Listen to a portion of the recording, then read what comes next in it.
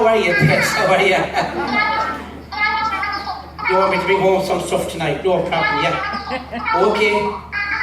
A brown loaf of bread, yeah. 2 litres of low-fat milk, yeah. Yeah, a box of cornflakes, yeah. Did I tell you this, Stephen? Oh, I did.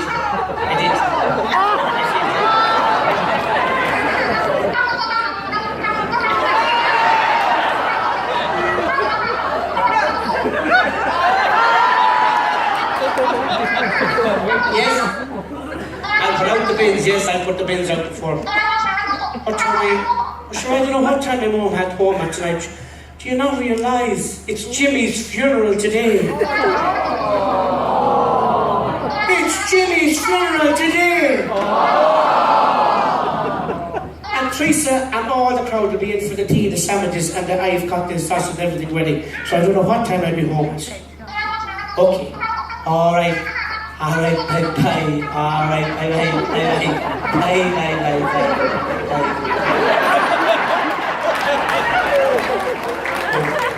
Bitch.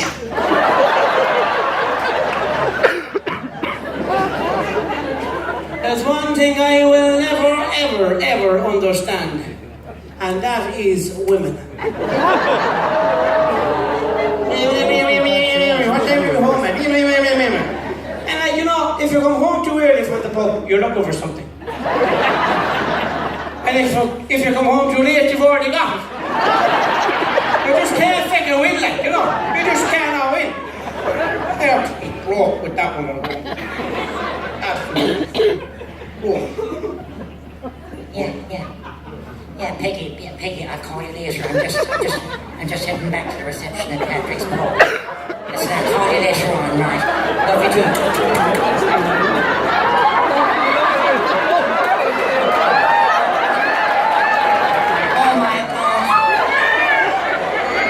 Absolutely. I can't believe such a crowd turned out for Jimmy's funeral.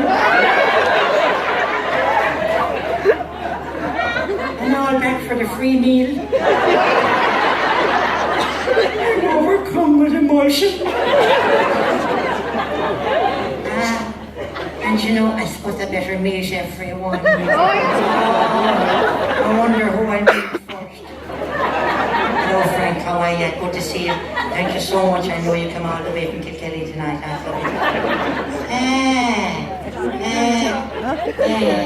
Bridie, how are you? Hello Tom, how are you? Bridie, it's great to see you. And look at you. Well, I'll tell you, wouldn't know yet since he got the appendix out in the first days. You're a new woman. Do you know, I wanted to get my appendix out as well. But it was in Jimmy's name, Lord, pick up to you. And look at you. Do you know what? Look, the hair and all. Oh, it's beautiful. It's a new colour and all. Do you know, I tell you, I'm so glad that you came here. I mean, do you know, I'll never get over him. But as Mammy always said to me, the back of one is the face of another.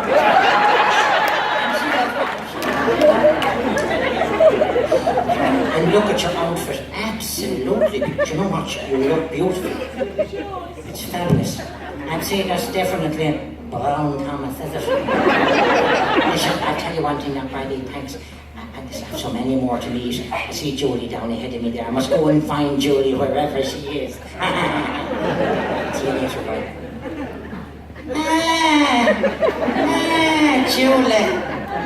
Julie, how are you? You're so good to come. You know, I'm so oh, you never get over it. You know, getting away from it, you know. But as Mammy always said to me, you know, the best way to get over one is get under another. She was right, she was. Listen, Julie, you know now, I know given the day that's in it, but you know, normally I'm not one for talking. You know, you'd never hear a word after me. I'm just after seeing B-R-I-D-Y below there. You know, well, do you know what? I had to listen to how she got out the appendix and in the false state. And she'd the head died of herself would die. Oh, Lord, scorched of her head.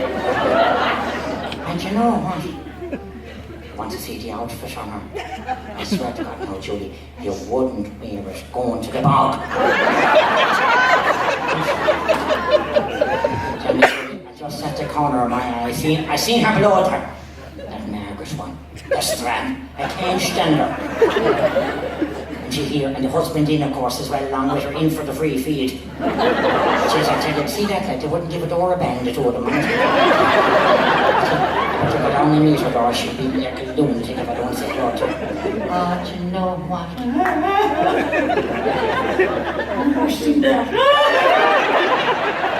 Oh, I can't get over it, Margaret. Ah, Margaret. Sure, I hardly saw you there. How are you? Oh, it's so good to see. And I must congratulate you. Do you know what? I heard that you're after getting a hysteronomy. All I can say to you is this is well wear. Well wear, Joe. You deserve it. Now, I suppose I better go in. I think Patrick in the bar is expecting. Do you know, Patrick's so very good to me and Jimmy. When Jimmy was alive, do you know, if he didn't come home, Patrick would always have a bed for him. Poor old Teresa. This is the old. Teresa, I am so sorry. I'm so sorry. I know, Patrick, I know. I'll never get over him. I'll never ever get over him. I'll never get over him. You must move on. Come on in, Teresa, and have a cup of soup or a cup of tea. I will. Let me ask you, how are you? Well, sure, Patrick, to tell you the truth, I'm not well. I'll tell you, Patrick, between auctioneers and accountants and solicitors and undertakers, you know, there's times when I wish he didn't die at all. I tell you, husbands, they're a small little bit like cattle. Between marrying them and burying them, there's nothing out of them.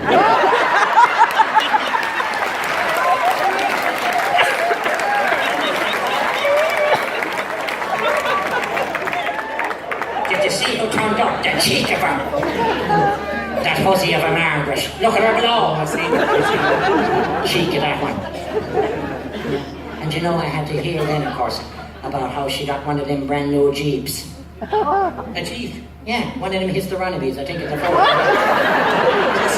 You didn't say it was a Jeep? Hysteronomy, yeah. Huh? Did you say it was a Jeep turn? I did. You did not, oh God forgive you. Why? That's not a Jeep. And what is it then? And don't look at myself with yourself for two educated people, but but it was my woman I asked her last week. Well, to cut a long story short.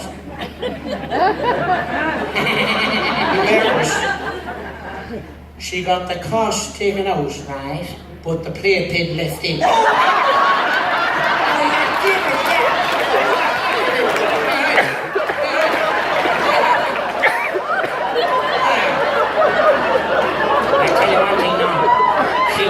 Stuck to the mattress anymore. I love that. You know, Teresa, the booze on has gone a little bit cold in the turkey in hand because I was expecting you an hour ago. I'm sorry about it today. I'm sorry, but I tell you, we had a big fandangled American reverend. He was a friend of Jimmy's. And he was over and he was doing the sermon. I tell you one thing, he talked you into bad health, honestly. It must be 2 hours. I didn't think there was that much good to say about him. Yeah, sorry about it. Is that a helicopter? Oh, jeez.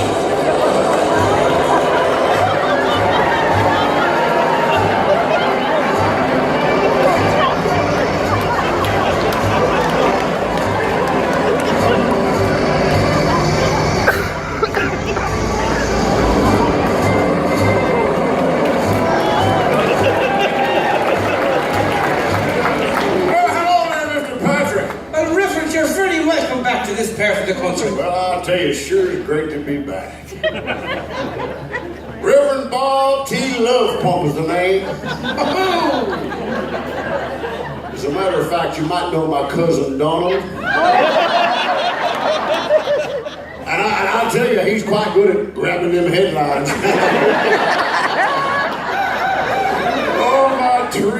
My baby doll, I tell you, come here and see Reverend Woman. I'm so sorry for your loss.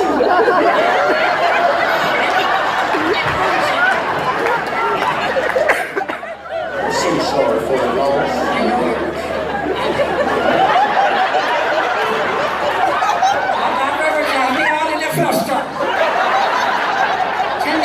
Reverend, you took me unawares there. Is that a touch in your pocket, or are you just delighted to see me?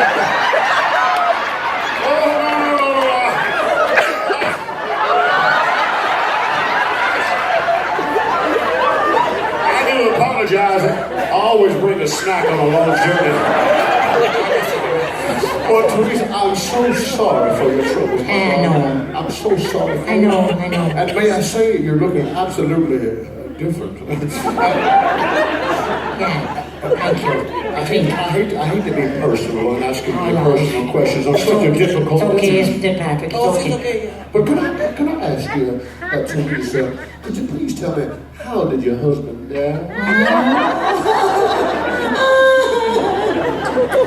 Blanket Street.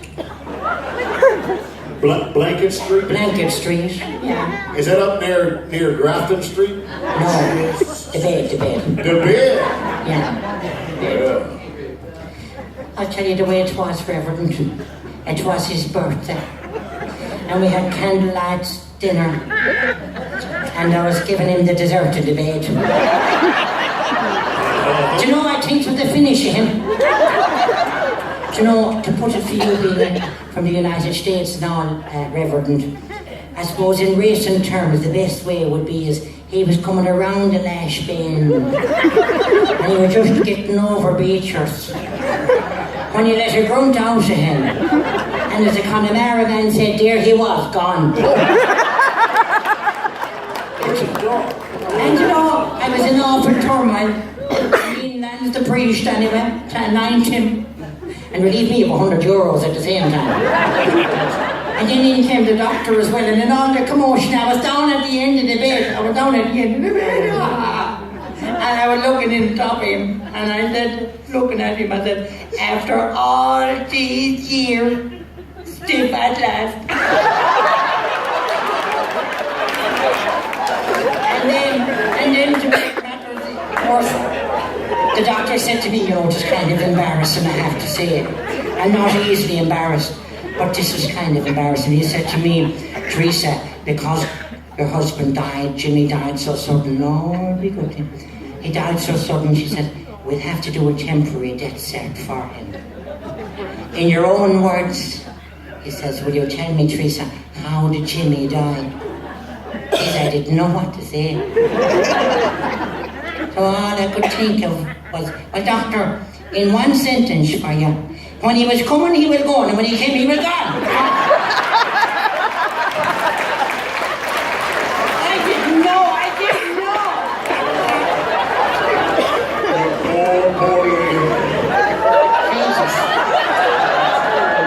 Poor lady. Get off. Robert, you're teaching the script, please.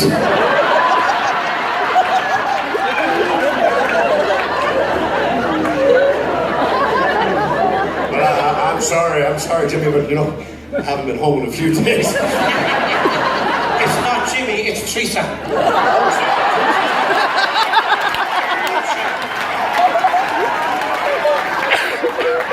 She don't get like Jimmy. Do you want me to be honest? It's pour out Teresa's story today. It is. Somebody else's story tomorrow. Isn't that it? Yeah. That's right. You know, actually, I was talking to Mary O'Brien. Mary. No, Mary O'Brien. Oh, the other one, the sister. And she was telling me if her husband was alive this Friday, Right. she'd be dead just a month. Poor thing. When? Bridget Muldoon. Bridget, She said, I lost my husband 3 weeks ago. did she? But I found him 2 days later in the pub. But she was devastated. Oh, yeah. Awful upset. That creature. Very bad. I'll tell you a similar story. I was chatting to my ex-wife there the other day, and And what did you say, Reverend, or what? my ex-wife, Oh, your ex-wife. and she was telling me on our 25th wedding anniversary that it was the best 2 weeks of her life. The best 2 weeks of our lives. The best two, out of 25 years. Ah. But you see, the problem is, Teresa, I have to tell you, I've been very unlucky in love. Oh, Reverend, tell us. We want to hear why you were so unlucky and... Well... Don't we? Well, all I can say to you is that if I was one of triplets born to Dolly Parton, let me tell you, ladies and gentlemen, I'd be the one on the bottom.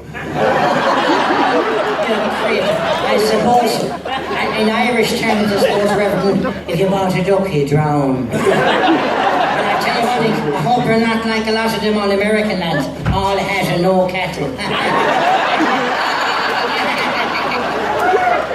Well, Teresa, all I can tell you, you won't be asking where's the beef. He definitely needs to get home a bit more. Well, actually, come to mention it now, Maura Mary O'Brien, her husband, he died in bed as well. He did, no? He died in bed. Did he? Oh, there he was with a big smother of a smile on his face. And I only said to Maura, trying to console her, say, Maura, sure, at least he was happy. At least didn't he die in his sleep? Wasn't he happy? But he died happy. Not at all, she said. No. He died in his sleep. He doesn't even realise he's dead yet. But to see, when he wakes up and realises he's dead, the shock killed him anyway. Oh, well, I tell you, what a sorrowful time for you, Teresa. And I was thinking to myself, when you look back on your life, don't you sometimes wish that maybe you had settled down and had a few children, Teresa? Well, I suppose, Reverend, there's one thing any girl despises to be written on the breastplate of her coffin. Is returned unopened.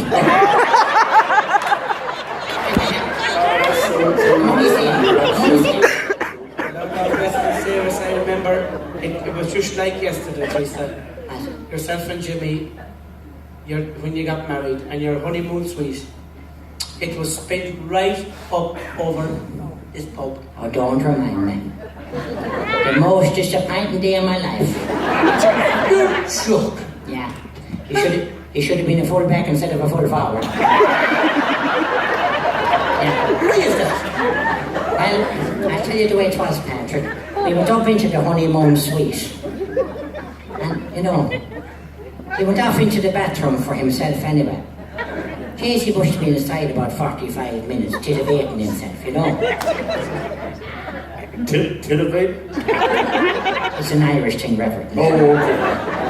Well, he was inside getting himself ready, And I was getting impatient at this stage, and I said, "Will you soon be out?" And there was no answer at all.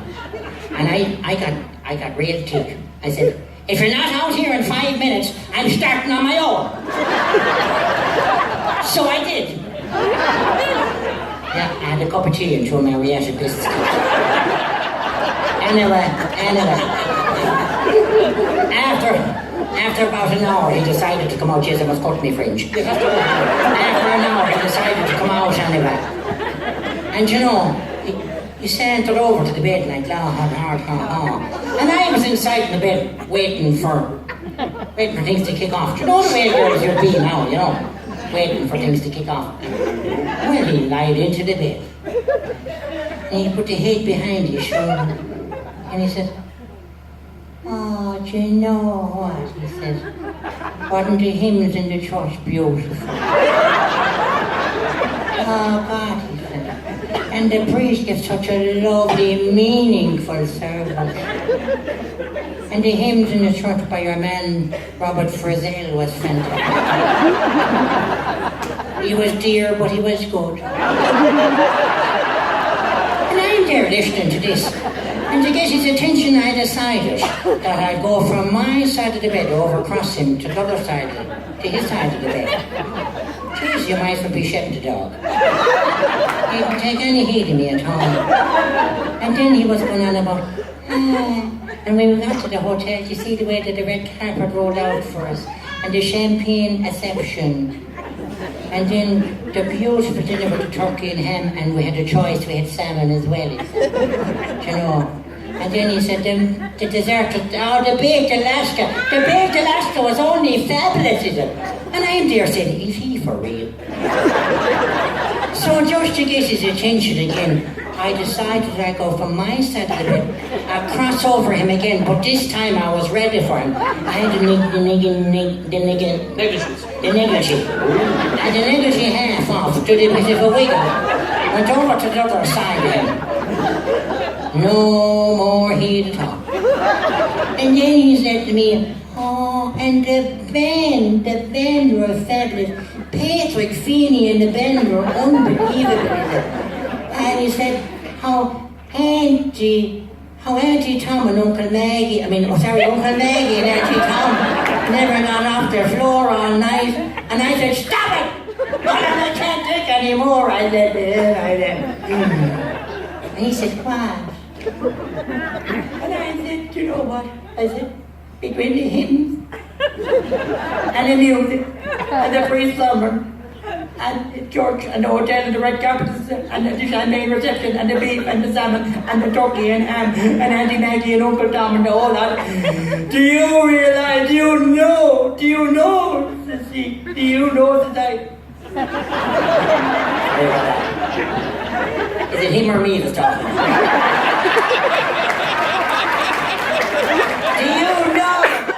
Do you know what a woman needs on her wedding night? And do you know what he said to me? What's he say? Do you know what he said to me? What's he say? It's just the way you were over and back in that bed. Anyway, I think you want the whole fucking bed to yourself.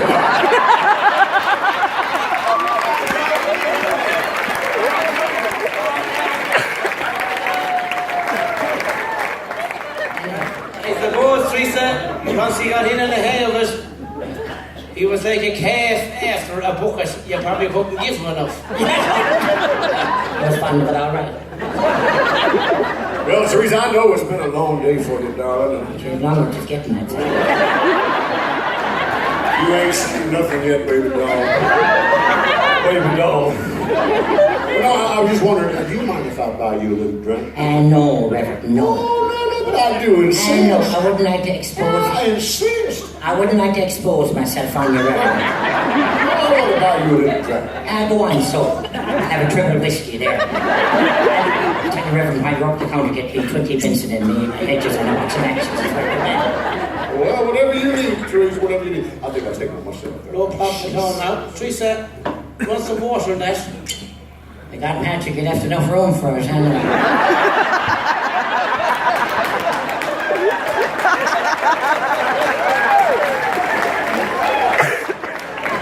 Look at it. See that again? I said you left enough room for it, anyway. If I was a blind man, I'd swear it was Jimmy that said that. Well, why do you think I married him? Sure, he's awful like myself. Actually, speaking of drink, did you hear Tommy the DJ? You heard about Tommy the DJ? I did. He was going with Valerie Hughes from Galway Bay FM. You must. Rumour had it. He was killed. Tommy died. What? Tommy died. She didn't kill him, did she? No, Valerie didn't know. The drink killed him. The drink killed him? I didn't know Tommy was an alcoholist. Oh, no, sure. He never let a drop of drink piss it up. And how did he die? Well, I tell you what now, he was coming home from bingo last night and he got hit by a Guinness lorry.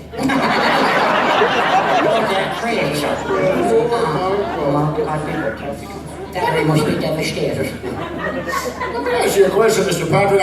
The last time I was over here in your little country, I do recall seeing a couple of fellas, these singers. They called themselves the Three Amigos. Oh, I know, actually. Oh, no, Jimmy was one of the three. I remember as well. I didn't know. Sure, Jimmy, we were all going to miss him. He'd come in here on a Sunday evening and he'd have a few pints. He'd have a few pints, so he would, and he'd have a bit of a sing-song above in the corner with the other two amigos. Now, he was never much of a singer, but he was good out track. What do you mean? He was good, but he, He was a fine singer. put him in the I tell you one thing, he was an awful lot better than that old half-baked American lad anyway. What's his name was again? What's the thing down the way? Kiss me, memory leaves me from it. Oh yeah, Robert Miserable, yeah. You remember he had a big hat above his head like a creamery. That's right. Yeah. Well, I must say, I thought that American fella was quite good. Yeah, he sure was, and a fine-looking fella, too. But I have to say, I think it was much better than that so-called farmer guy from Gertrude. I think his name was Patrick. Patrick. Was that him? I think that was him. Oh, but yes, he's a lovely singer. And he's an awful...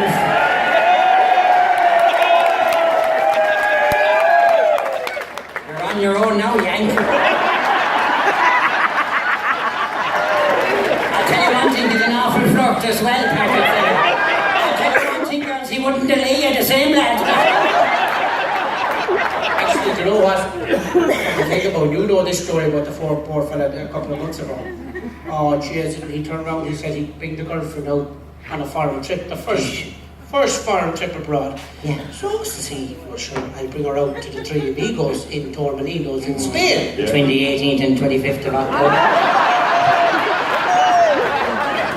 Well, she said we weren't an hour on Spanish soil when they got stung by a killer bee. Whoa! You don't say. Yeah? Tell me this, where did he get stung? Right on top of the Donald Trump. And then here in Spain, you dirty thing. You mean the whatchamacallit? Oh, the big boy. Oh, yeah. Oh, the girlfriend was in an office there. She said, oh, geez. He was rushed straight away to A&E, and she said, there I was. She said, I was at the bottom of his bed, and he was lying there in A&E. I was on my knees, and I was praying. I was praying to the Lord. She said, Lord, would you please take away the pain, but leave the swelling.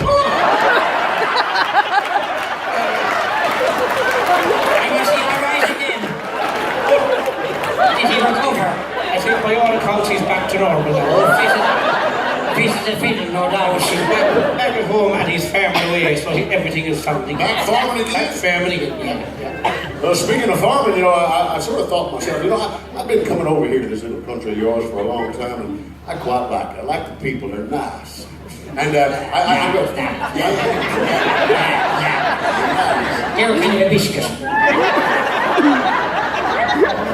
But I've been thinking about settling down, and it's my intention, Patrick, to become the biggest chicken farmer this country has ever saw. Oh, good man yourself. And I tell you, I've been making inroads because just the other day I was down there in claremorris. Here, where? Claremorris. Worse. Morris. Claremorris. She's from Knock. Don't care if she knocks or not. But I went down to that local co-op there and I bought myself 1,000 day-old chickens. Yeah.